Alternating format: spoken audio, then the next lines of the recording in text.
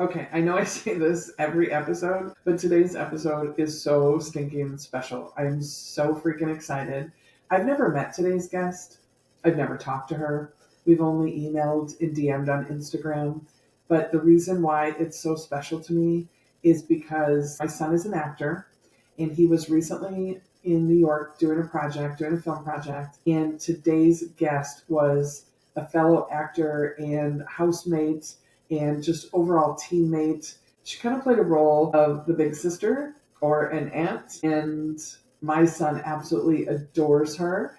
And so when they wrapped, my husband was out there visiting the crew, and she was sharing some things with him, and he thought, you should really reach out to this person because she has some really good insight into mental health in the entertainment industry. And so I did, and she agreed. So I'm so excited. Today's guest is Taryn Kelly. She comes from a musical family, so the entertainment industry was always part of her path. She was moved to Los Angeles at just 10 years old. She is now known for her production, Insight, filmed with Eric Roberts. I'm so excited to introduce to you Taryn Kelly. Hi, so nice to meet you. You too. I feel like I already know you because you kind of stepped in as a I big sister for my know. I kid. miss him. Oh man, I miss him. He's awesome. Very awesome. Very special kid. Well, thank you for being such a bright light in his path. And I know when my husband was out there visiting, he was talking to you about what happens after a big project is over. Yeah, we had a really good talk. It's a lot, so I'm very excited to talk about it. It's a big stigma that I think a lot of people don't know about or have even experienced on their artist journeys. So it's kind of hits you out of nowhere, but yeah, it's heavy. These conversations absolutely fill my cup. And I just posted something on Instagram, like I'm struggling with my I allergies. And I'm saw like, it. this is Yep. the one thing not Yep. cancel because it just does my heart so good. And I really believe in my heart of hearts, this is my purpose. And I believe we can change the industry really one brave Yeah, I conversation at hope a so. time. It's very So, important. so let's Yeah. let's jump in. Tell me a bit about your experience in the entertainment Boy, industry. I have been in and out of the industry since I was 7. It's actually a funny story. I was about 7, 8 years old, and I was doing a fashion show for my mom in like our loft of our house. I had like her heels on and like an oversized dress, and I was like walking up and down, and the phone rings, and it was an acting and modeling school down the street from my house. And to this day, we don't know who called them, but or if it was just a marketing call, but they were like, someone told us about your daughter, and we would love to have her come audition for the school and blah blah blah. So the rest is history. I went for years and I just kind of fell into it that way. Nobody else in my family, my family are musicians but not actors. So I went for years and they did um, a showcase. So this was in Arizona. They did a showcase where they brought Asians into the school, and me and one other girl were picked to move to LA. As I think I was 9, 10. I was 9 years old because I spent my 10th birthday here. So just me and my mom packed up. I left my school, I left my dad, I left my brother, and came out here and tried it. And I only lasted about 6 months. The other girl I came with ended up being, she, booked a huge movie. She did a lot of stuff. And I have always been a very independent person. And I just, with my mom, and it just didn't work out. I was like, at 10 years old, I was like, I'm going to put myself through college. And the second I graduate, I'm going to come here and do it on my own. And it's exactly what I did. Like from 10 years old, that's the only path that I followed. And the day I graduated, I had like $500 and I drove to LA and I moved in with a friend, and I've been here. January 1st will be 8 years in LA. So yeah, it was, I Wow. kind of just fell into it, and I fell in love with it, and it's been my only option ever since. So yeah, it just kind of happened. It's a weird story, but it just happened. So when you were 9, 10 years old and you knew I need to step away and go to college when I'm older and I'll do this on my own. What do you think was like where did you learn that? What was driving that? What did you want or not want to happen? Like where did that come from? I mean, both of my parents went to school. Like it was always ingrained in us to go to school, and I don't think my family or my parents really, not that they didn't want me to be in the industry, but like any parent, it's like, we want you to have a good job and make money, and being a freelance artist is scary for a lot of parents that want you to, do well and make money. So it was always just kind of ingrained in us, and I really loved school and I was good at it, but I always knew it was the only thing that I loved. Like I was good at a lot of things, but it was the only thing that I like really had a passion for. And as I got older, I was an athlete my whole life. I was a competitive athlete since I was like 7. And as I got older, I was like, "Oh, this can get me through college for free." So I stuck to that path, and that's exactly what I did. I got a full ride scholarship, and Wow. yeah, and I it's funny because I know Mac wasn't really in like the High School Musical era of the movies, but I always say I was like the Troy Bolton of, or a girl, because I wanted so badly to be in the theater and like doing the stage stuff, but I was the jock, the varsity jock who like didn't want to get made fun of, or, you know, didn't want just didn't want people to make fun of me. And you had to choose. You couldn't really do both, So I stuck to the sports, and it got me to college, and it just once I got there, in about year 3, my 3rd year, I was really unhappy, and I was in the middle of the Midwest, and I had made, some of my best friends for life. I don't regret it for a second, but there did come a time where I was like, what am I doing? I was studying business, and which is great. A business degree can get you kind of anywhere, but I knew I didn't want to get an arts degree just in case, and again, you can't do these shows and all of these performances when, being a college athlete is a full-time job. They are paying you to be there, and I'm kind of at the mercy of, what they want. I couldn't do theater or the shows or anything, so I just did business. And in that 3rd year, I just woke up one day and I was like, I have to get out of here. Like, I can't, I have to leave and I have to do something different. And I broke my contract, which, I lost a lot of friends, and, the coaches weren't happy with me. And, there was a lot of other factors, but I took my suitcases down and I was like, I have to go. So I researched any school in the country that I could find that I could get some type of entertainment degree and it not be an arts degree, because I would have had to start, all over. Or I wanted to be able to still get a business degree, but incorporate the learnings of the entertainment industry. And I found one school in the whole country in Northern California. Um, and it was an entertainment business management degree. So it was a Bachelor of Science. And that's exactly what I did. I drove my little O2 Toyota Camry from Kansas to California, top of California. And that's where I finished my last year. I had to do like a year and a half because I transferred. Even there, it was great, but I was really upset. I got to a point where I was upset that I was in college because I felt like so many people were ahead of me, because a lot of people will move to LA at, 18, 19 years old and start. And now that I'm older, I'm like, I wouldn't have survived that. I wasn't ready to be here at that age. But when I remember calling my dad and being like, I don't want to be here. I don't want to finish. Like, I just want to get to LA. And he's like, it's going to fly by. It's going to fly by. Like, you'll be okay. So I got to that school. It was, I went from being a full time athlete who was getting her education paid for to going to this one school that had the degree I wanted, that was a private university that was unbelievably expensive. And, my FAFSA only went so far. I remember getting there and they were like, you owe $12,000, and I couldn't get it. And I literally walked into the dean's office and I told her my story. And I was like, I'm begging you, like, I have a year left. Like, how can I stay? And she sat there and literally wrote me a grant for $12,000. And I was like, okay, like, this is where I'm supposed to, like, this is what's going to happen. So I'm now in this entertainment. I don't know anyone for the first time ever. I'm like, I can be anybody I want to be. I've been in sports for 16 years. It's always with a team. I was living with the girls. I always had people around me that like I knew instantly. And now I could be I was alone, but I could be anyone that I wanted. And it was so like freeing, and I could do whatever I wanted. I could join the plays if I wanted to, or go to acting school. And that's kind of what I did. I saw an ad. I needed a job on campus, so I saw an ad for to work for the TV station. And it was a Division 1 school, so like it was a prominent. It was a big station. It was all the Division 1 sports, and I went and interviewed, and I got the job as the project manager.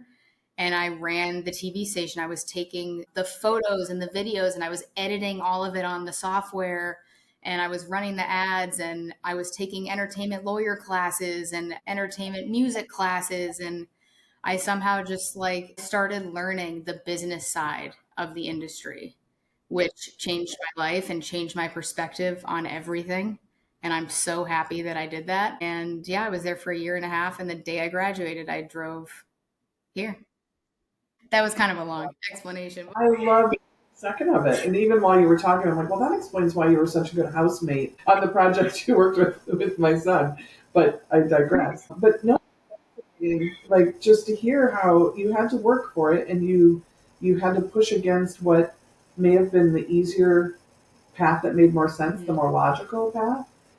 But you had that gut feeling, you knew where you were supposed to be. And you look at it and it's like watch how everything just like click, click, click, just okay, just falls into place. Like who writes somebody a grant I for know my 12 parents were like, grand? "What?" I was like, I just went in there, and I was and because I literally was gonna have to leave the next day. Like school was starting, and I was like, I can't. They're not gonna let me into class if I don't pay it today.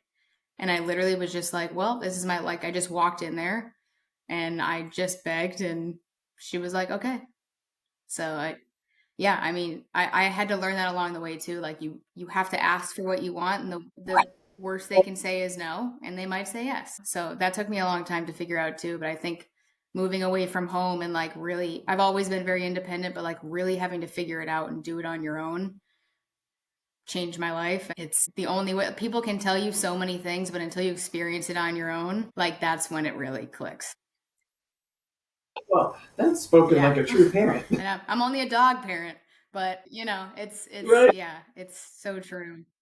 Such a lesson It's in so life. It's true. just truth. So much more is caught Mhm. than taught, and we can teach each other whatever we want. Until you get out there and live it and experience it, that's when the lessons really come. And even the hard Yeah. lessons, right? Like even the hard lessons, you can look back on and just see how Mhm. they shape you and how they help you Yep. evolve as a person. I know. Very thankful for all of the lessons. As hard as they may have been. Yeah. So you're in LA now. What are you working on? What are you Oh doing? What are man, you I up to? mean, nothing really since the show. The industry is very, very, very different lately. The past couple years have been very scary and changing, and it's a lot. It's hard to not, we went through the strike, which was depressing, and I was out in front of the studios with my friends, and it's very, very slow. And I'm just staying busy with other things. I started some e-commerce stores online, and I put my focus into that, and I put my focus into small projects I make with my friends, and just I'm going to move apartments here soon. I'm just focusing on you have to focus on other things that you love or you'll go crazy. So I just got new headshots, but nothing's going on right now. Just have to be patient and see what's gonna. No one knew Heavy Hitters was gonna come out either, and I got super lucky, and I'm so thankful for that. Yeah, we'll see. Hopefully things pick up, but nothing right now. Just recovering, coming back from being away for 3 months. I'm still like getting my routine, trying to build a better routine because my being away changed my mindset a lot. So trying to be better and take better care of myself and focus on my mental health as much as possible. Well, and can we just normalize the part of the industry and the part of the work where there isn't always something Yeah. going on and the challenge in that? Like that's normal, but I don't think people who aren't in the industry really understand. It's like somehow there's something missing or lacking or you're not doing enough of something like whatever, but it's actually just part of the Yeah. gig. I mean, I think that's the hardest part is that people on the outside don't understand. It's like, oh, don't worry about what people think. And that's true to an extent. but I really saw it when the strike hit. And, I would go on the SAG comment section on Instagram, or like I would read the deadline comments, and millions of people would be like, these rich celebrities and these rich actors complaining like, you're a millionaire, what are you on strike for? And it's like, what? It's like, people in the world don't understand that like 1% of people in this industry are wealthy from acting. Like 5% of actors live off of just acting.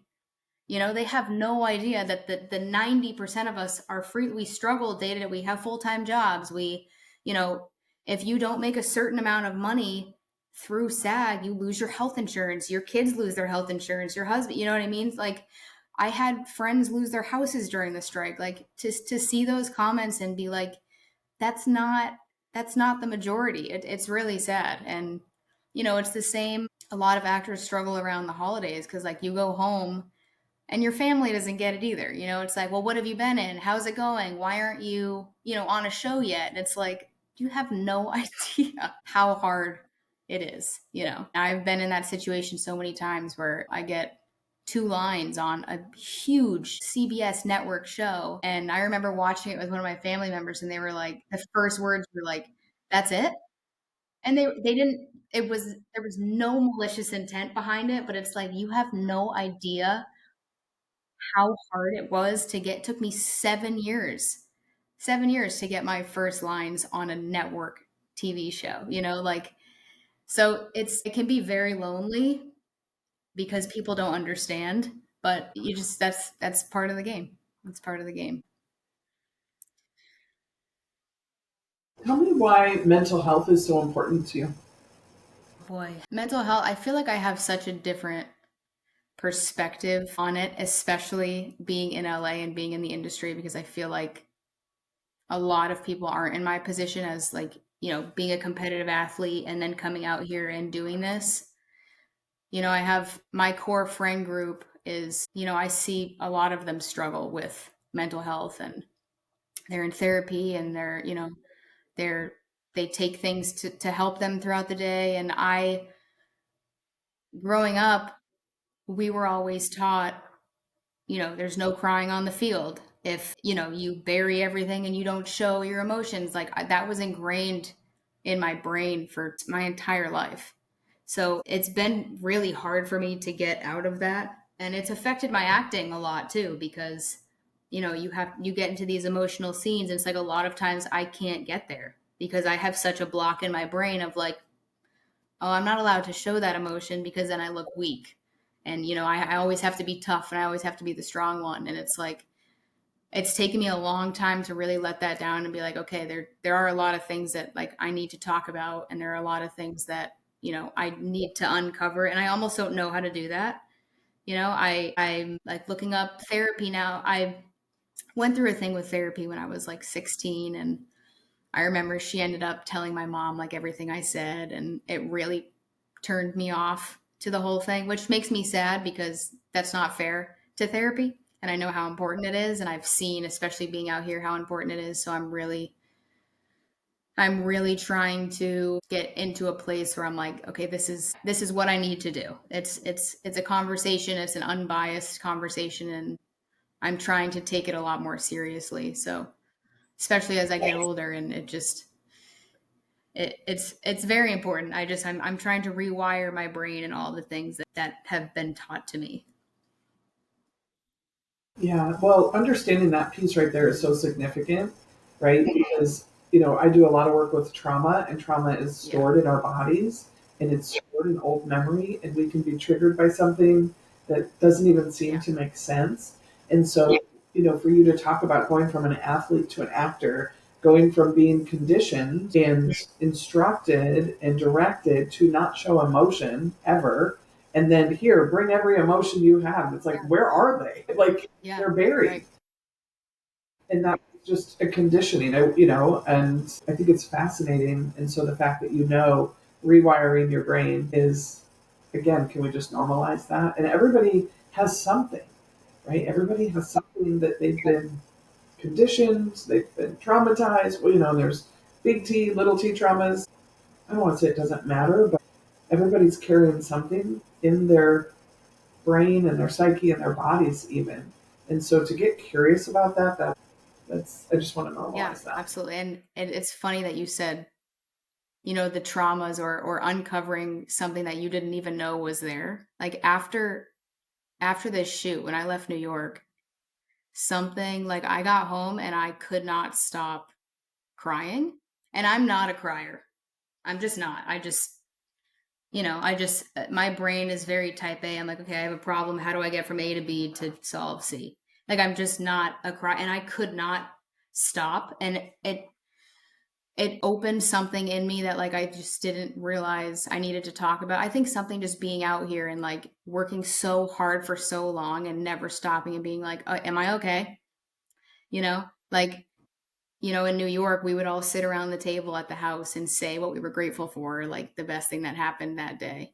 And I remember one of the last things I said was, I'm so grateful that I spent time with you guys. They're all younger than me. And because this industry and this town has made me jaded.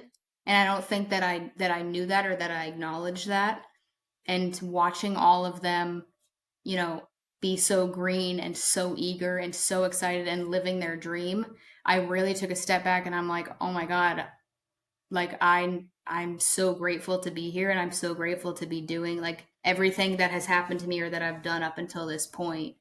Like I need to remember like looking at them and seeing that like the sparkle in their eyes or the stars in their eyes, and they're so excited. I'm like, I need to get Well, say it again. do you want to paint a picture a little bit for people who are listening? They may not know. You and I know what Yeah. you're talking about, but maybe just a picture of what that looked like in New York, what was happening, and whatever you Yeah. can So share. Just to Yeah, so for people watching, I booked a show in New York with Kim's son, Mac. We were both leads in this baseball show, and me and all of the leads, there were six of us, lived in one Airbnb house together on the beach. It was the best summer of my life. It was so much fun, and it was almost 3 months. It was 2.5, 3 months, and we worked together every day, came home together, we ate dinner together. So we're sitting around this table, and we would go around and say what we were grateful for that day. So seeing them at such a different point in their journey really made me step back and be like, I need to not be like, let this town make me so jaded. And I need to like get back to why I love it. And it's not just a job or like something you're fighting for. Like I'm choosing to be here. I'm choosing to do this. And just having that opportunity, like, yeah, it made me emotional. That last table, I remember looking at all of them and remembering my why, I guess. You know. yeah. Well, and you have that on set often, right? When you have the rap, you have it on set, and there's Yeah. tears and excitement and all these emotions, and a lot of people, go through so much just with a rap. But to spend 3 months living, six of you, and like you said, you did everything Yeah. together. Heard the stories to the gym, Yep. and the grocery store, and yeah. So I mean, I think that speaks so much to. It's so profound to think about that ending, and I think that where you and my husband had a Mhm. conversation of what happens when a project's over, and I just think it's profound. And again, something people don't really realize. It's an intense project.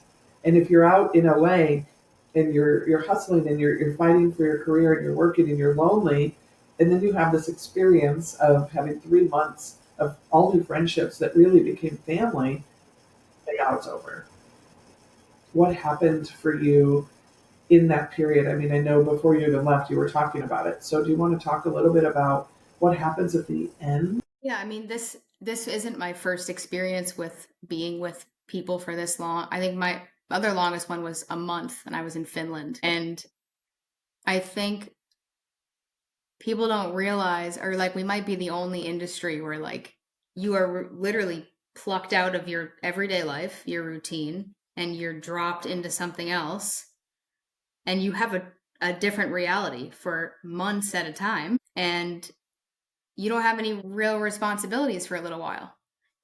So we were put into this situation where It was like a dream. We got an unbelievable house and we had unbelievable next door neighbors. They were taking us out on their boat and we were going clamming, and like I felt like we were living in a movie while all of this was happening, and it was there were no cares in the world. We didn't Someone was watching my dog and someone was, taking care of my apartment, and like I had nothing to worry about but get to do what I love every single day for 3 months and make these amazing relationships. And then you start for 3 months you get in your own new routine with these people. Like, we got to go to the grocery store. What are we cooking tonight? The Dodgers game is on. We're all going to watch it. So we got in this routine, and it was like we became, your family. And just as fast as it started, it's over. And I remember coming home and I was completely done. And your husband was on the couch, and it was just like, and I wasn't even out of the situation yet, but it's like we're packing everything, and all of a sudden it's over. Like, you wake up and people are gone, and you immediately, and it's I remember being in my car for the first time when I dropped the last boy off at the airport, and I remember like the door shutting, and I was like, I haven't been alone in my car for 3 months. And it was really sad. Yeah, and then all of a sudden I'm like, I was like, what do I do? Like, what am I supposed to do now? And they pluck you, they drop you right back into your life like nothing happened, and it all feels like a fever dream. And it's like these people that were family that nobody will ever understand the experience that you just went through with them. Nobody. And I don't even know how to explain that, because shooting and, people, Mac seeing Mac on set having these insane emotional scenes, and us making sure he's okay and running lines with him, and like watching him cry through these scenes, and then you go home and we all debrief and like make sure each other's okay. Like, it's such an emotional, crazy experience. And then to just leave each other is like, it's so painful, and you really don't know how do you just go back to your life? Like, and you can't talk to anybody about it. You can't talk to your friends or your family because they don't understand. They'll never understand the experience you just went through. We were brushing our teeth together. Like, it just, I know how they all like their coffee. Like, it's just, it's Yeah. so unique, and we'll be family for life. And it's the same way that happened with the people in Finland. Like, nobody will ever understand what you went through together, and the experience is just, it's one of a kind. And I wouldn't change it for anything, but it's painful. Well, you so beautifully described what happens Yeah. in grief, right? Yeah. It's an end. Yeah. And I'm older and I've been through it, but like I think watching Mac was really hard. I mean, it was hard for all of us, but it was really hard for me because I really did feel like his big sister, and we spent every single night together. And what, he was crushed. Like, watching him on set, he was crying harder than anybody. And we've had so many conversations about, like, he's like, you guys are my first real friend group. Like, I don't want to leave. Like, what can we plan next? Like, I don't want to, and like that was really hard because, like, to me it's a job. It's more than that, but it was a job that I booked, and I have to come home and go back to my other jobs, and like I'm in a different place than him. But he left home for the first time, and this is probably the first time he didn't have his mom or someone on set with him, as his parent. And it's like, to see him, and from day 1 to day 90 he was a different person, and like the way that he came out of his shit, like, it's so hard. And it changed all of us, and we still talk every single day, and we're all in a group chat, and it's like, we're counting down the next time we get to see each other, and nobody else will have that experience. And it's just, it's hard, but it's beautiful. I wouldn't change it for anything. Yep. Sounds sacred. We talked a little bit about, what people on the outside don't understand.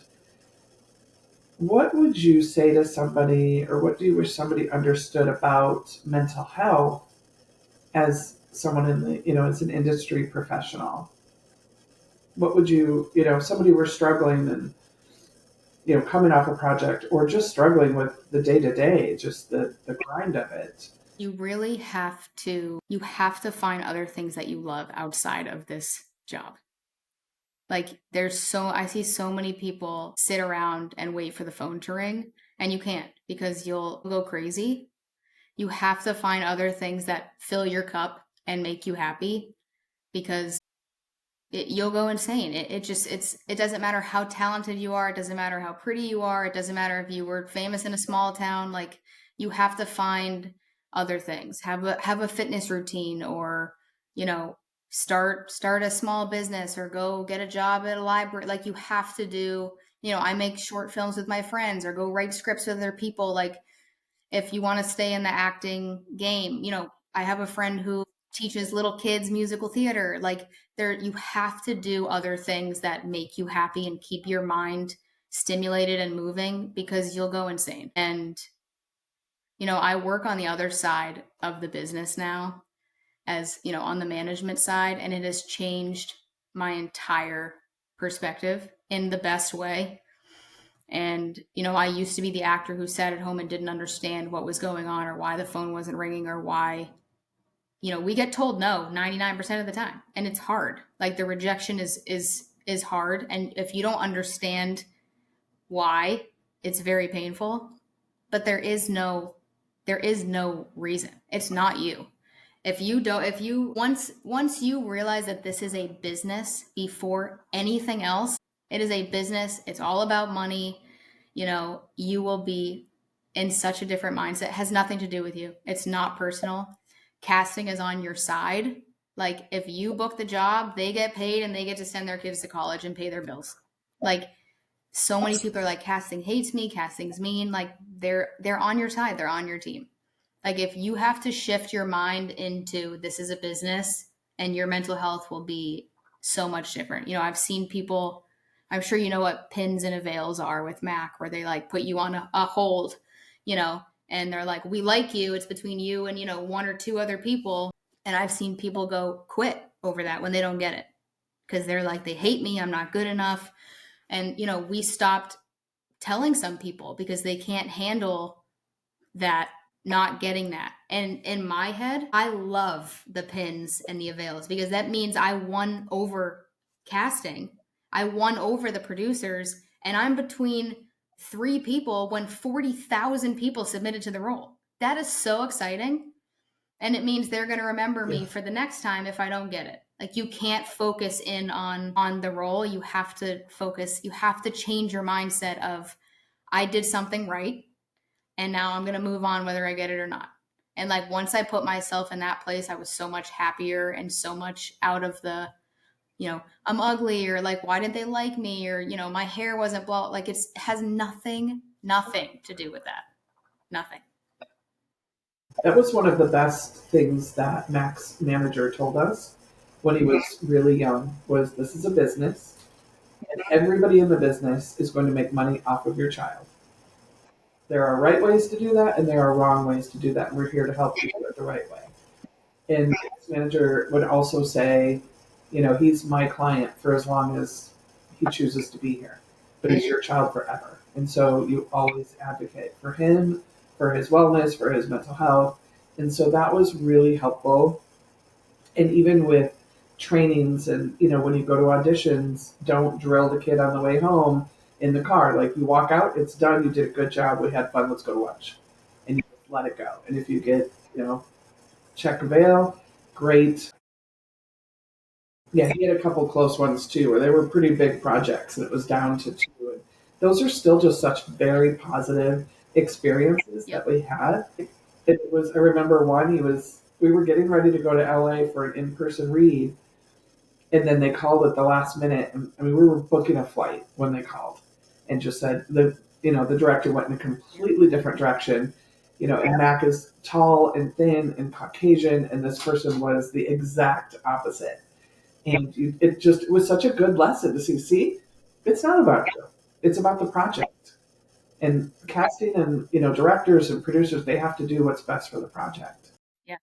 And sometimes they change Yep. their, And it doesn't mean it's not painful. It's still like it yeah, stings because it takes so much to get to that point. That happened to me too 2 years ago. Before, maybe 3 years ago, before I booked any TV, I booked a show. It's one of the biggest shows on Amazon now. I booked a role, and I was getting my flight, signed contracts, and casting called and said, I'm so sorry, the writers rewrote the episode and they wrote her role out. And it was like soul crushing. And it had nothing to do with me. Nothing to, but it's like people have no idea. Just to get an audition today is so hard. So to get to that point and then it be taken away, even after you film it, you have to wait a month to see if you even made the cut. Like it's the mental, I did SWAT a couple months ago, and I for a month I was like, I don't know if I'm gonna make it. I don't know. Set was really rough. There was like 300 background. It was a crazy scene. I didn't know if they got what they needed to get. So for a month I sat in my apartment and I was like, am I gonna make it on this show? Am I gonna have the reel? I worked so hard to get on this. Now I can't ever do the show again. So it's like for 4 weeks I had to sit there and just stir, and then it came out and it was perfect. It was everything I could have imagined. And it was like immediately I felt like a weight was lifted. But there's so much more than just turning in an audition. Like people don't understand how long it's a lot. So Yeah. just keeping yourself busy, really finding your people. Like you have to find your people because they'll keep you sane, and good people. Like I have a very small circle of my close friends. We've all brought each other up when we move up, but I had to go through the really crappy people to get there. But I wouldn't have the ones that I do now if I didn't. So I just, focusing on other things that fill your cup and finding your people, and you'll. Yeah, I love that. So, what do you do in addition to what you've talked about? But what do you do to take care of your mental health? You said that's something that you're working on, that you're actively working on.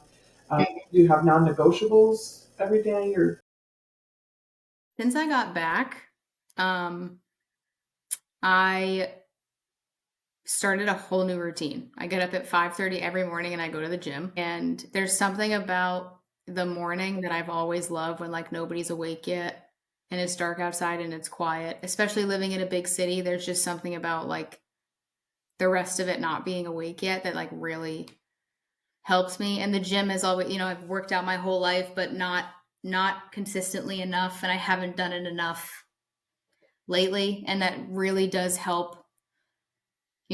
It helps my mental health a lot. So every day I'm like, even if I'm tired, even if I don't want to go, if I didn't get enough sleep, 5:30 every day, I'm like, it's not about motivation, it's about consistency. I have to do it because I know when I'm done, I'm going to feel so much better and motivated to get more work done throughout the day.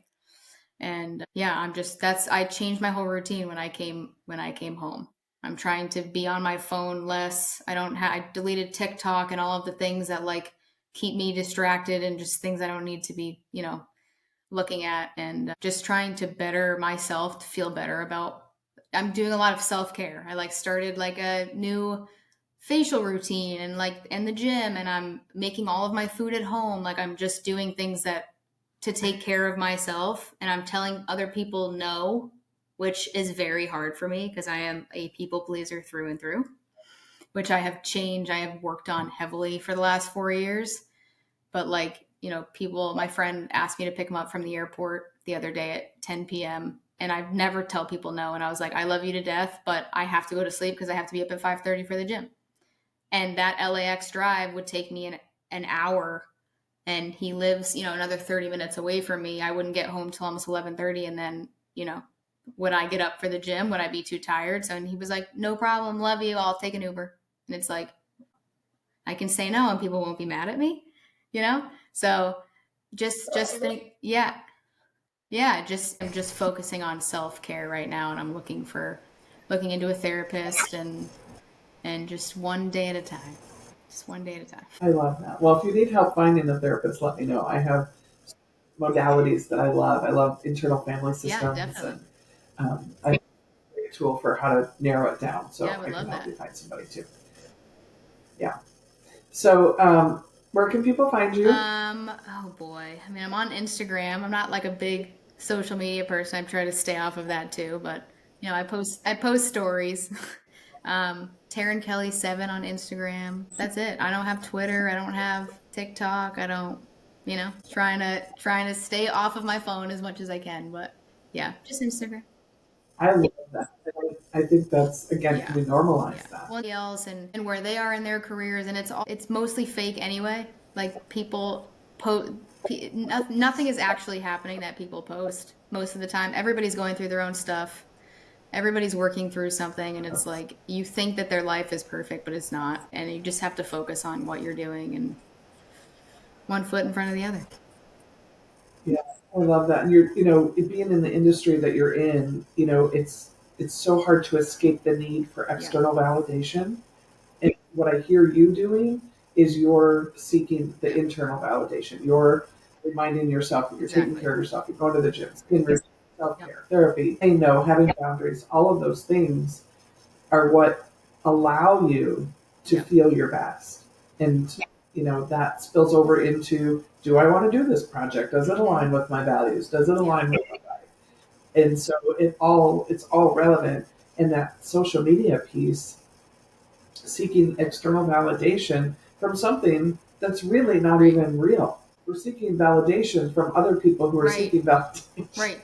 They're posting something exciting because they're Yeah. seeking your validation. Exactly. Yeah. It's never what it seems. I am rooting for you, Taryn. I'm so glad that we Me got to too. finally meet. Very special conversation. I Thank you so appreciate much for you having me. showing up for the Work of Warriors. So, and for my kid. I love him. He's the best. You raised a good one. Maybe a Chicago show will come through one of these days. Exciting. Well, you always Yep. have I a place to appreciate stay. that. All right. All Thank you right. so Take much. Have a good care. one.